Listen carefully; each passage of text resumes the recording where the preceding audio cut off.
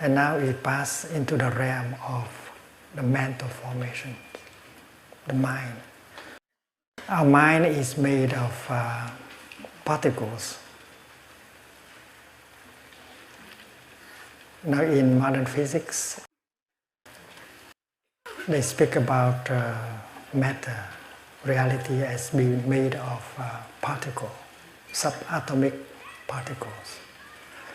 But in Buddhist psychology, we speak about consciousness, mind, in terms of mental formation. It's a very tiny particle that make up our mind. Formation is translated from the word samskara. The Chinese is han.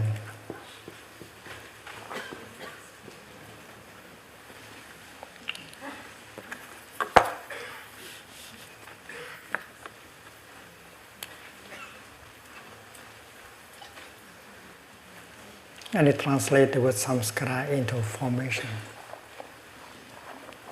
Anything that is formed like a flower is a formation. Many conditions have come together in order for a flower to manifest as a flower. We see the sunshine, we see the rain, we see the cloud, we see the soil. We see many things that come together and give and support a flower to manifest in the form of flower. So anything that is any compounded thing made up of different elements is called a formation. So this is a formation. This is a physical formation. And this cushion is also a formation. It is made of several elements. The bell is a formation. The marker is a formation, a physical formation. And my hand is a formation. It is a physiological formation. And my anger, my fear is a mental formation. So mind is made of mental formations, like a river is made of drops of water. And in the Buddhist tradition, we speak of 51 categories of mental formations. There are good ones like compassion, love, non-violence, loving kindness, insight, mindfulness, many good mental formations. There are negative mental formations like fear, anger, despair, discrimination, and so on. And there are those who can be either positive or negative, like thinking. Thinking might be good in the case of right thinking. But thinking might be negative. Thinking might lead to suicide. Thinking might lead to understanding and compassion. So there are mental formations that can be either positive or negative. And when I was a student of the Buddhist Institute, I had to memorize all the 51. And when one of them manifests, I had to be able to name it, to recognize it and call it by its true name.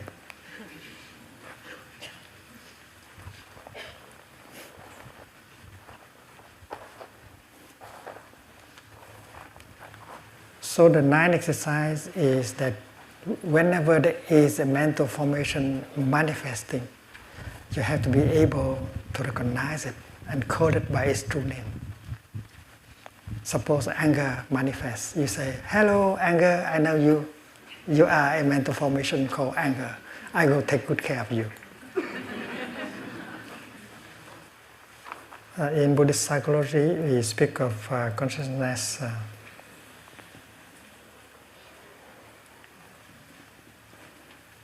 in terms of store.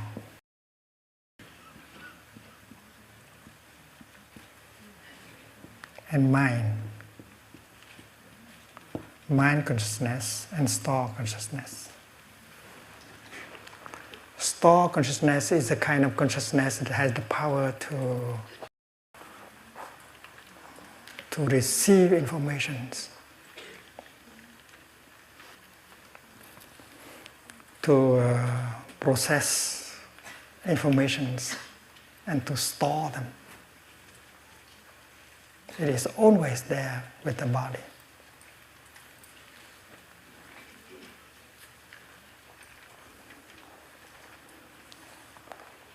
And in store consciousness, there are seeds. So seed is a technical term in Buddhist psychology. Seeds. The Sanskrit word is a bija. Chủng tử in Chinese.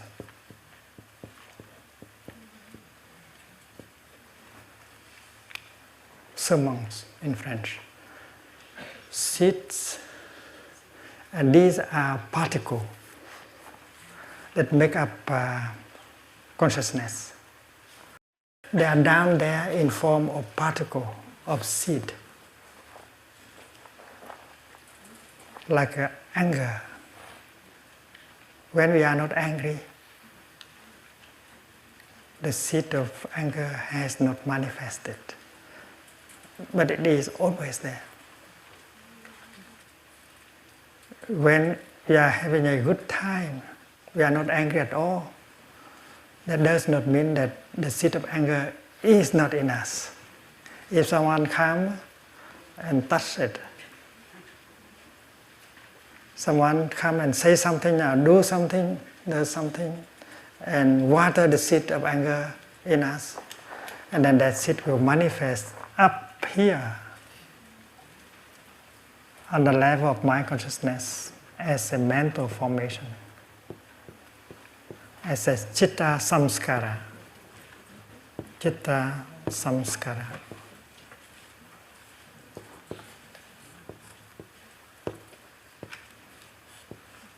Tâm hành. So anger is a mental formation. It's citta samskara.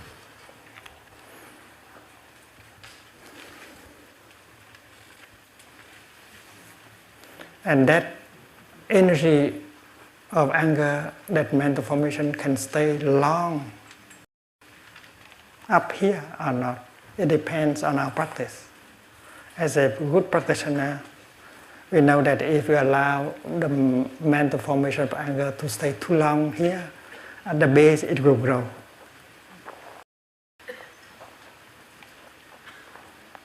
So a good practitioner is not trying to suppress the energy of anger and try to push it down, because if you try to suppress, to push it down, and then it doesn't work.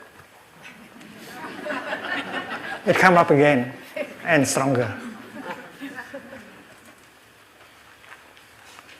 So trying to push it down is to set up a kind of barrier here, preventing it to come up. And that's the way many of us do.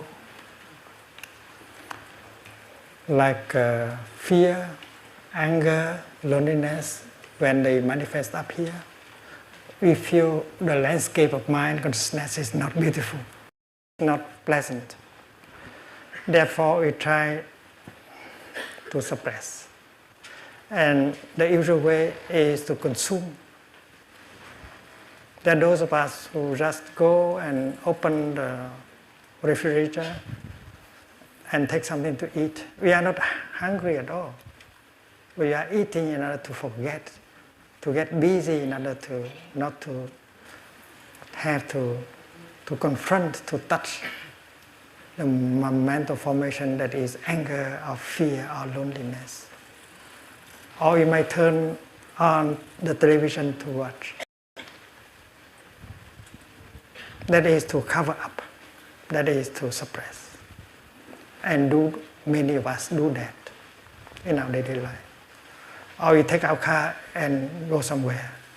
Or we take the phone and talk to someone. We try to ignore that.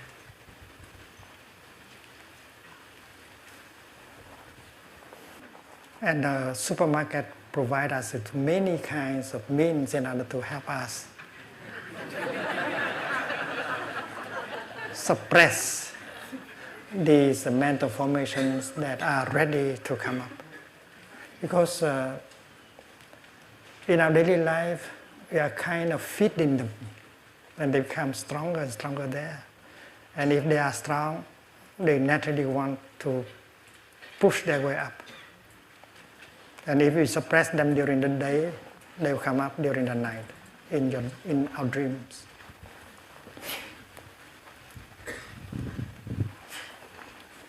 And many of us in society, we don't know the practice. That is why we try to suppress by the way of consumption. And like that, we create a situation of bad circulation in the mind.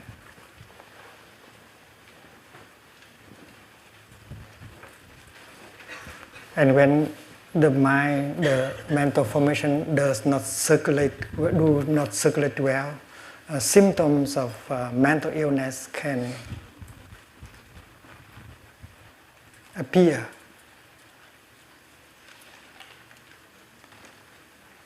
And that is why it's not good to set up a barrier here. It's good to allow them to come up. If you are a good practitioner and you will invite the seed of mindfulness down here to come up. We all have the seed of mindfulness, concentration, insight, compassion, loving kindness, and joy. You have to make good use of them. You have to give them a lot of chance to come up. And that is what a good practitioner will do. When you come to a retreat like this, we give them a lot of chances. When we listen to a Dharma talk, the Dharma rain will water these and they pop up very easily. And they give us joy, happiness, and so on. So a good practitioner, while noticing that the seed of anger or despair come up, she could not try to suppress, but she began to breathe mindfully or to walk mindfully, generating the energy of mindfulness to manifest. Because mindfulness is also a mental formation, a good one. So with the energy of mindfulness, we can recognize and embrace this tenderly.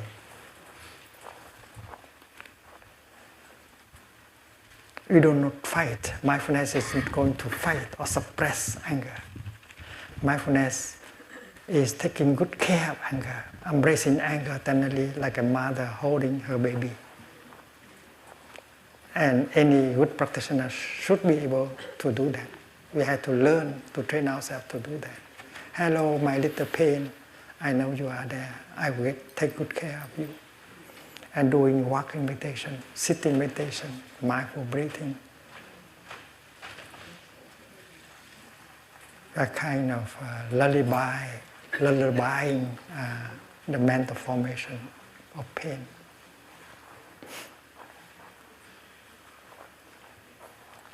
And after having been embraced by the energy of mindfulness, the mental formation will lose some of its strength. It's like the ailing baby being embraced by a loving mother, suffer less, and the baby might stop crying. So the mental formation, after having been embraced by the energy of mindfulness, will go down again to its original place here, and losing a little bit of its energy.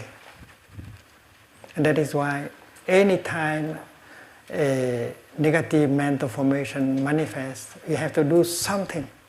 And that something is not to suppress, to fight, but to invite the energy of mindfulness, concentration, and insight to come up and to take care.